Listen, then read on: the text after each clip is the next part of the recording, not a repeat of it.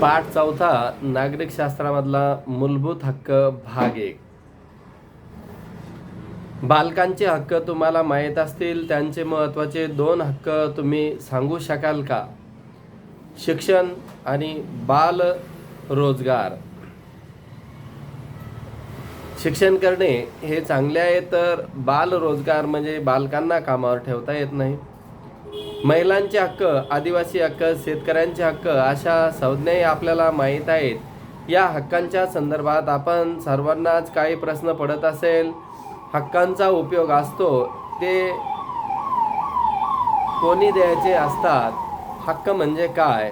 हक्क काढून घेता येतात का?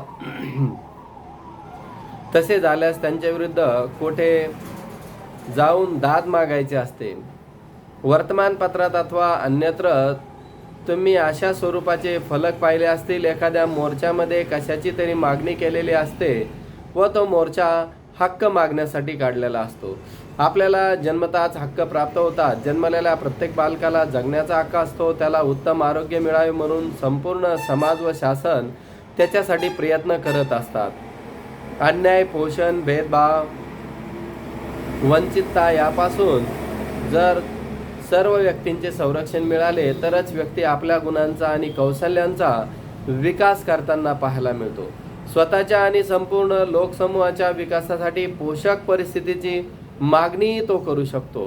त्यासाठी आग्रह धरणे म्हणजेच हक्क मागण्यासाठी आपल्याला आग्रह धरता येतो. संविधानाने अशी पोषक परिस्थिती निर्माण करण्यासाठी भारतातील सर्व नागरिकांना समान हक्क कायदा निर्माण केला आहे.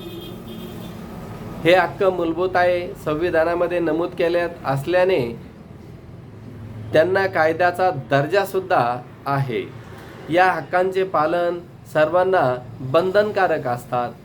कल्पना करा, कुत्रा, मांजर, गाय, म्हैस, शेळी यासारखे तुम्ही प्राणी पाळत असाल. तुम्ही त्यांची खूप काळजी घेतात, त्यांच्यावर खूप प्रेम माया करतात. या प्राण्यांना बोलता आले तर तर त्यांनी तुमच्याकडून हक्क मागितले असते. संविधानात नमूद केलेले आपले हक्क संविधानात भारतीय नागरिकांच्या हक्काची नोंद आहे. हे हक्क कोणते आहेत हे आपल्याला समजून घ्यायचे आहे. समानतेचा हक्क. समानतेच्या हक्कानुसार राज्याला भारतीय नागरिकांमध्ये उच्च नीच, श्रेष्ठ कनिष्ठ, स्त्री पुरुष असा भेदभाव कोणालाही करता येत नाही. अशी वागणूक देता येत नाही.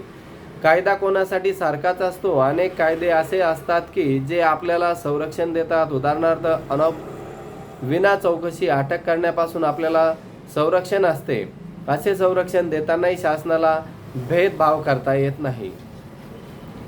समानतेच्या हक्कामध्ये आणखी कोणत्या बाबी येतात? सरकारी नोकऱ्या देताना शासनाला जात, धर्म, लिंग, जन्मस्थान यावर आधारित भेदभाव करता येत नाही. आपल्याला देशातील अस्पृश्यता पाळण्याच्या अमानवी प्रथेला कायद्याने नष्ट करण्यात आले आहे. अस्पृश्यतेचे पालन हा दखलपात्र गुन्हा मानला जातो. भारतीय समाजात समता निर्माण करण्यासाठी या प्रथेचे निर्मूलन केले आहे. त्यामध्ये श्रेष्ठ कनिष्ठ असा भेदभाव दाखवणाऱ्या पदव्या देण्यास संविधानाने बंदी घेतलेली आहे. उदाहरणार्थ, राजा, महाराजा, राव, बहादूर इत्यादी लोकांना आता कोणतीही पदवी देत नाही. विषमता जोपासणाऱ्या, समाजात फूट पाडणाऱ्या आणि नागरिकांमध्ये भेद करणाऱ्या पदव्या राज्याला देता येत नाहीत.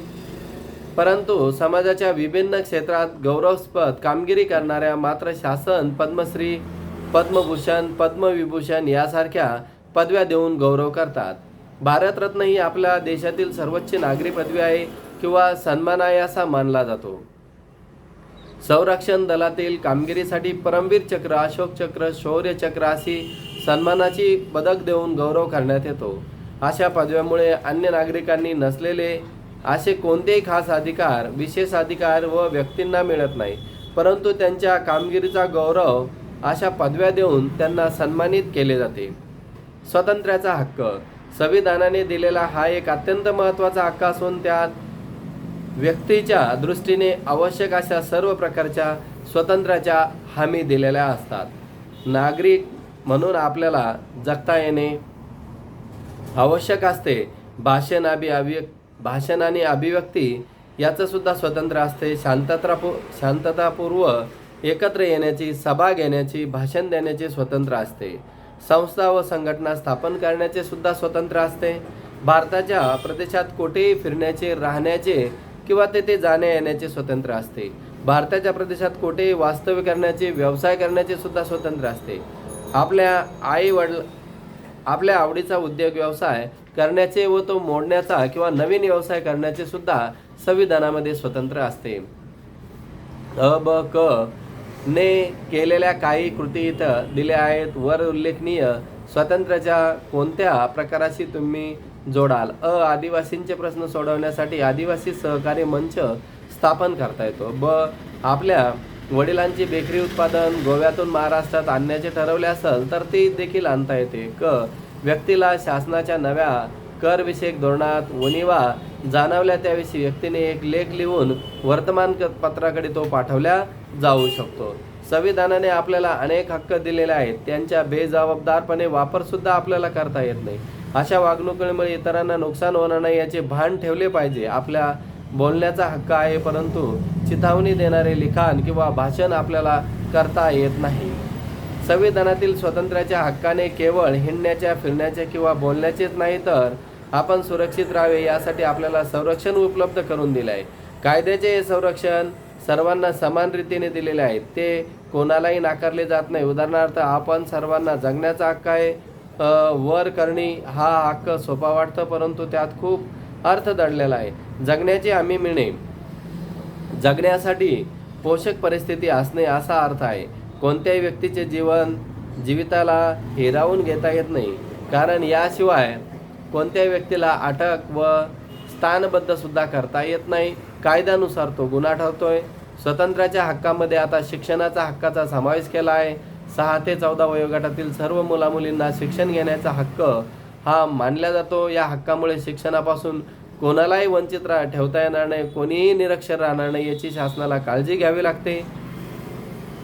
जीवित हिरावून न घेण्याच्या हक्काला आणखी काही पूरक हक्क आहे. उदाहरणार्थ एकाच गुन्ह्यासाठी 2 वेळा शिक्षा होत नाही. कोणत्याही व्यक्तीला शिक्षा देण्यापूर्वी तिच्यावर असणारे आरोप सिद्ध व्हावे लागतात. हे काम न्यायालय करत असते. आरोपीशी संबंधित पुरावे गोळा करण्यात व खटला उभा करण्याचे काम पोलीस करतात. मी गुन्हा केला आहे असे म्हणणाऱ्या व्यक्तीला ताबडतोब शिक्षा होत नाही. त्याही व्यक्तीवरील आरोप कायद्याने सिद्ध व्हावे लागतात. या सर्व न्यायालयीन प्रक्रियेत वेळ लागतो, परंतु कोणत्याही निष्पाप किंवा गुन्हा न केलेल्या व्यक्तीला शिक्षा होऊ नये यासाठी हे आवश्यक असे कायद्याचे पालन करावे लागतात. शोषणाविरुद्ध हक्क, शोषण थांबवण्यासाठी शोषणाला बळी न पडण्याचा, आपले शोषण किंवा पिळवणूक होऊ नये न देण्याचा हक्क म्हणजे शोषणाविरुद्ध हक्क मानला जातो. संविधानाने एकीकडे शोषणाविरुद्ध हक्कातून पिळवणुकीच्या सर्व प्रकारावर बंदी घातली आहे, तर त्याचवेळी दुसरीकडे बालकांचे शोषण थांबवण्यासाठी विशेष तरतुदी केल्या आहेत. त्यानुसार 14 वर्षाखालील बालकांना धोक्याच्या ठिकाणी कामावर ठेवण्यास मज्जाव केला आहे. कारखाने, खाणी इत्यादी ठिकाणी बालकांची नेमणूक करून त्यांच्याकडून काम करून घेता येत नाही. म्हणजे छोट्या मुलांकडून जर का काम करून घेतलं, वय 14 वर्षापर्यंत त्यांना कामावरही ठेवता येत नाही. कामावर ठेवल्याच्या नंतर त्या कामावर ठेवणाऱ्या मालकावर गुन्हा दाखल केला जातो.